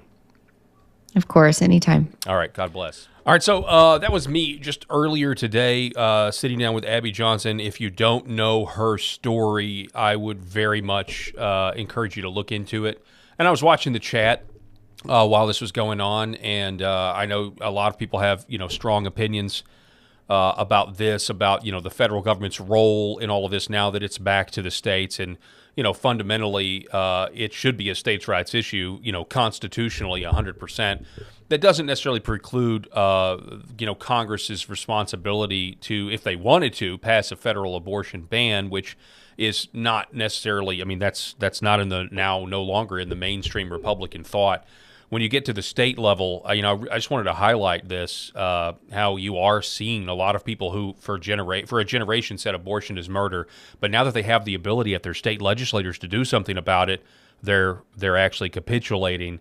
And that's really frustrating to me as somebody who believes that all life is sacred, especially in the womb. Anyway, fascinating interview, and I do appreciate her advocacy, because she really has, as somebody who was in the belly of the beast, who has repented of that. I feel like those are people that have a very interesting perspective, some perspective that I don't have at all. Real quick, the beginning of this program, we highlighted what happened with Hillary Clinton and how her testimony was paused because of the leaked photo. She has now given a press conference. This is the latest that I can share with you here. She has now given a press conference where she has been complaining about, being asked, and we're going to get to see this eventually. It's going to get released, being asked about Pizzagate, being asked about everything. Well, at her press conference, she, I haven't actually listened to this. I've just seen people talk about it. This was a contentious moment, I'm told. Can I ask, why was Ghislaine Maxwell invited to the daughter Chelsea Clinton's wedding in 2010? She'd already been mentioned in a civil lawsuit by Virginia Giuffre before that. Jeffrey Epstein had already been convicted before that. She came as the plus one, the guest of someone who was invited. Thank you, everybody. Thank you all. So she gets the question about why. We talked about this. Rob and Eric brought this up. She gets the question, why was Ghislaine Maxwell at your daughter Chelsea Clinton's wedding? And, she was a plus one. Oh, by the way, we're going to end the press conference now. The fallout over this is, what this tells me, honestly, because she went and gave this press conference and I think, complaining about the questions she was asked. I think this is going to be a pretty nasty recording when we finally get to see it. That's kind of my my 2 cents on all of this. Folks, that's all the time that we have for this edition of the Paul Harrell program. I'm going to be back here tomorrow, hopefully with Rob and Eric. I don't exactly know what their schedules are, but we're going to be back here across platforms, including LFA TV. And I want to thank the audience, and if I can just ask you a favor, please pray. As I said at the top of the show, my Uncle Dave, he's sick, and he may be on death's door, and I believe in the power of prayer, and I believe in the power of this audience. So if you think about it, please remember my uncle if you get a chance, if he comes to mind. God bless everybody out there watching, and we will see you tomorrow.